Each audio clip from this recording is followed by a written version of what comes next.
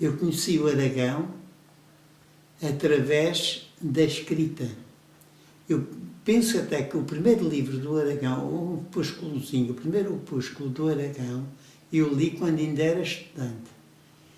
E era Os Pelourinhos da Madeira. E eu, ao ler Os Pelourinhos da Madeira, tive pela primeira vez a noção do que tinha sido o descobrimento da Madeira, do que eram os capitães donatários, a organização social. Tudo isso feito num livro, um opúsculo, um livro muito estreitinho. E disse, este homem é espantoso, escreve maravilhosamente bem, tem um poder de síntese espantoso e diz tanto em tão pouco. É preciso ver que quando eu estudava, ninguém falava em história da Madeira, não se fazia ideia do que fosse a história da Madeira. Eu tenho 3 pessoas de referência, para além de outras, para além da família, do pai, etc. 3 pessoas de referência com quem aprendi bastante. Que hoje em dia, devido aos novos meios de comunicação social e à net, isso não acontece. Aquela aprendizagem humana que se faz, não é? Com as pessoas, que é o Lagoa, o Artur e o Aragão. E o Aragão porque as santas insónias dele, para ele era uma seca, para mim era bom, fazia com que em vez de ele dizia, eu estou daí porque em vez de tomar o comprimido, eu vou andar assim pela rua consigo e depois isto dá-me sono. E então apanhava o Aragão a falar da cidade do Funchal toda, a história das ruas, os edifícios, as telhas de 2, 3 ordens ligadas aos séculos XVII, XVIII, etc. A Rua da Alfândega antes dos mercadores, antes de Santa Catarina e tudo aquilo por ali fora que ali se passava, a Rua da Praia, que depois ganhou a Avenida, o Colhar Bem. Quer dizer, a seguir ao cinema, passeávamos na cidade e todos os fins de semana, ou durante a semana, ou naqueles ciclos de cinema que havia às vezes todos os dias, até às 4, 5, 6 da manhã, era uma aprendizagem espetacular. E depois o resto era eu a ler em casa e a tirar alguns apontamentos e dúvidas com ele no arquivo, ou então novamente durante a noite. E foi assim que me dei bastante com o Aragão. Eu estava super interessado em BD, em banda desenhada. E a minha, quando entrei no edifício da arte, se a arte fosse um edifício, tem muitas portas e janelas. Acho que quanto mais portas tiver, mais janelas, mais fixe. E eu entrei no edifício da arte através da porta da banda desenhada. Tipo Patinhas, Pato Donald, Super-Homem, Hulk, Coisa, Mónica.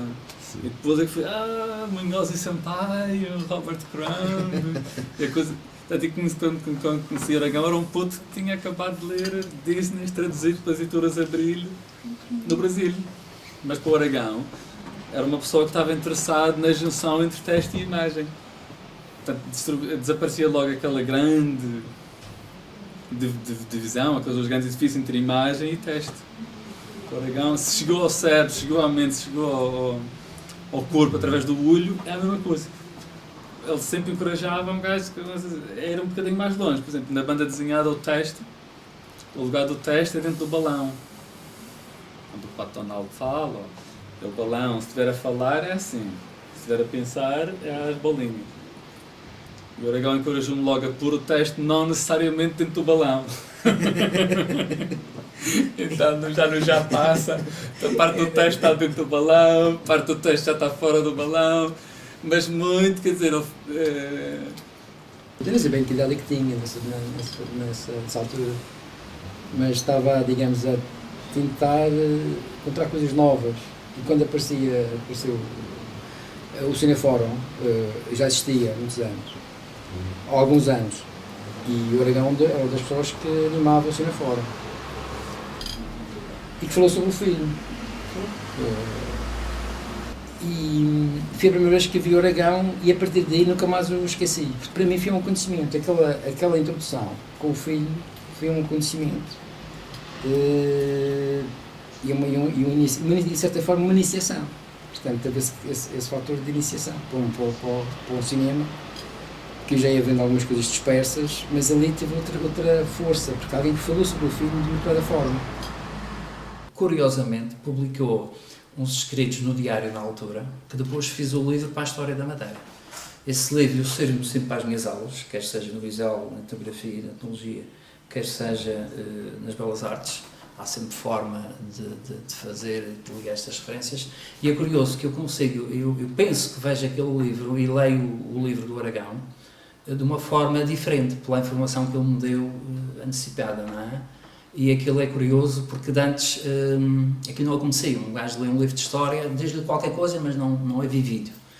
E o ensino para mim é isto, e isto aprendi com o Aragão. O Aragão, curiosamente, era uma pessoa que ia fazer palestras e ia falar para o público que não sabia. Ele veio às minhas aulas, dei aulas de etnografia, e hoje em dia ainda dou no ISEL, devido ao Aragão, devido a esta aprendizagem. Ele veio lá, ele veio ao Dr. Melo, mas de facto ele não...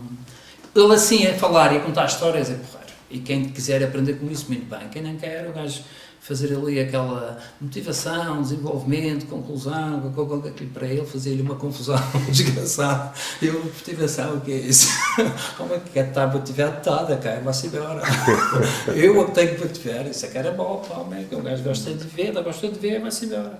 É assim que o gajo falava. O que eu gostava era de pensar sobre a história. Portanto, não era só a investigação no sentido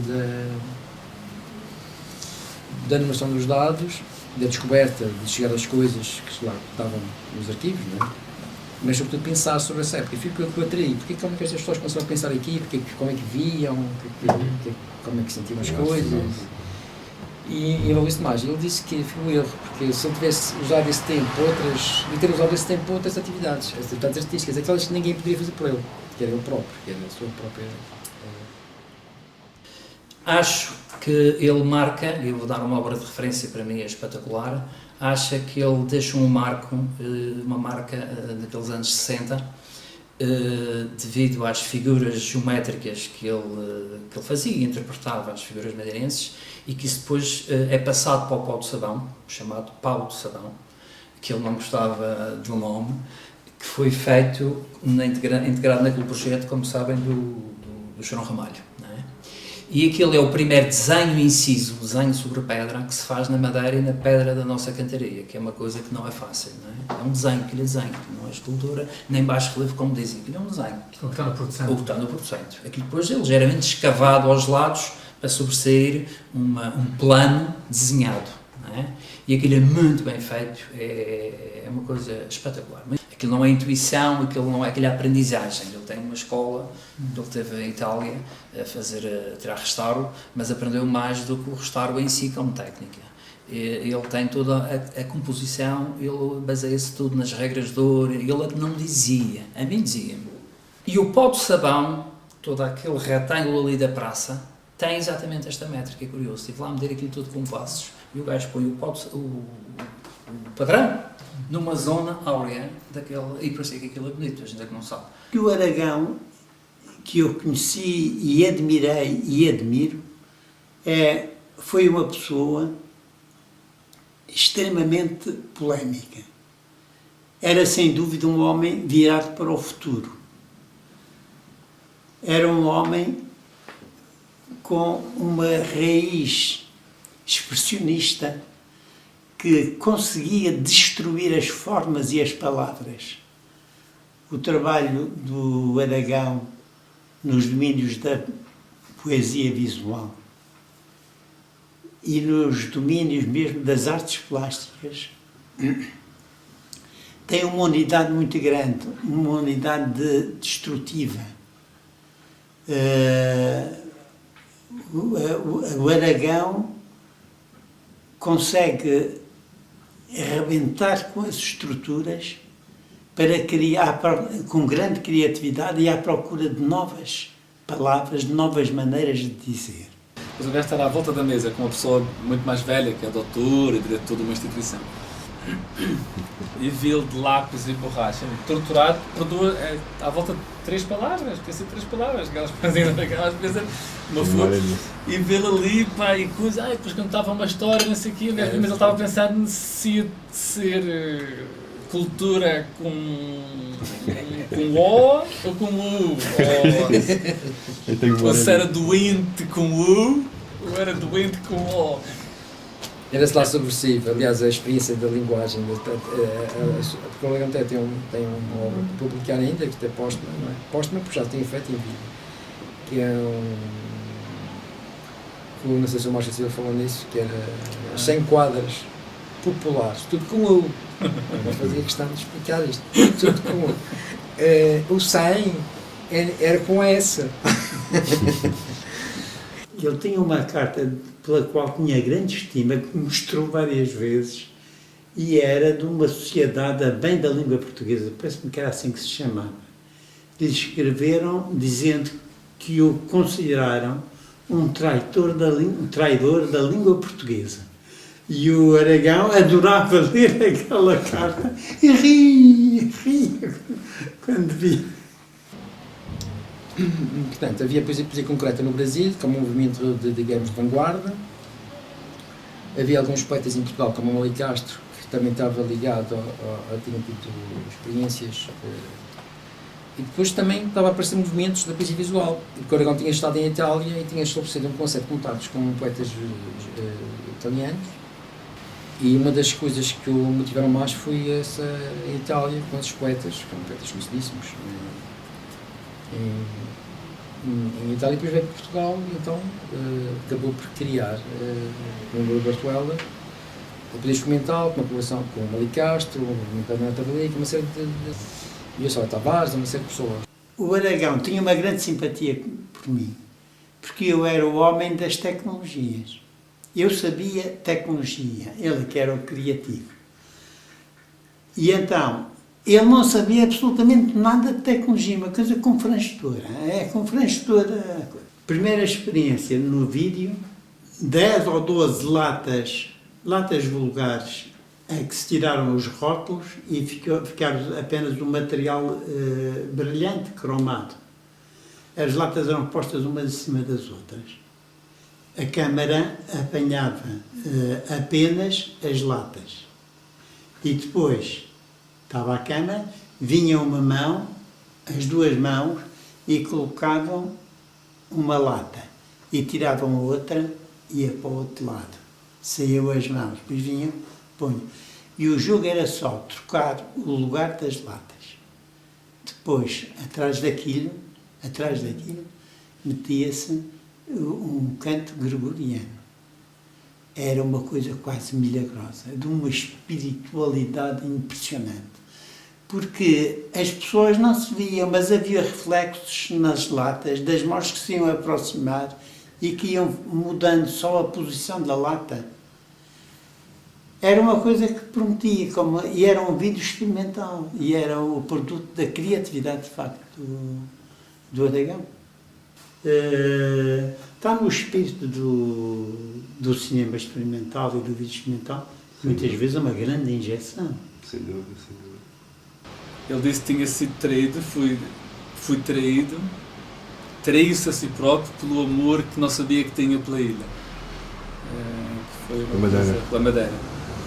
Ele estava a estar fora, tinha uma vivência europeia, lá, numa altura em que muito mais coisas realmente se passavam na Europa. Itália, França, e veio à Madeira e pensou que ia estar aqui de passagem. E a perceber-se que havia tanta coisa que ia tipo, ser levada ribeira abaixo e desaparecer. Foi uma espécie de um sentido de responsabilidade, mas que veio de ele usava a palavra amor e traição. Usava-se também para a cultura popular. E uma das questões que o Aragão, um dos desenvolvimentos do Aragão, que dedicou muitas horas, foi fazer recolha sobre o folclore da Madeira. Foi editado um disco, mas foi feito muito mais recolhas. O Aragão percebeu que as pessoas estavam a morrer. Portanto, não era, o Aragão falava de uma doença chamada folclorite. Percebe? Que era uma doença. Mas o que o Aragão sabe era a música popular. Portanto, o folclore não. Mas a música popular sim, e fez uma recolha com o Guerra, com o Artur Andrade que faleceu. Portanto, o Aragão foi um encontro dessas pessoas que cantavam e que foram, portanto, desaparecendo. Eu me lembro, e fez uma recolha bastante interessante. Porque ele sabia que queria desaparecer. Uma das coisas que eu acho mais impressionantes é que, pronto, que as pessoas que atuaram em posições de poder nem isso reconhecem, não é? Porque ele tinha um campo de ação bastante maior e privou-se disso por um sentido de responsabilidade. Sim, porque ele... Então isso era bastante esta dicotomia entre empurrar para fora, vai para o futuro, onde quer que isso seja. E, no passado. entanto, ele não me desprezava, não era Passado. nenhum meu passado, pelo contrário.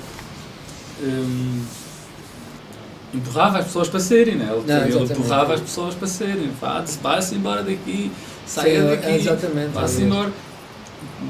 Pronto, só como o Dantas também disse, ele fazia isso estando aqui, não é? Nós estando aqui numa conversa numa noite com o Aragão, não estávamos na Ilha da Madeira, então estávamos num lugar exatamente. interessante, num lugar relevante e num lugar transformativo, transformador, não é? Nós, muitas vezes, como pessoas interessantes, pode sentir uma barreira injecional, não é?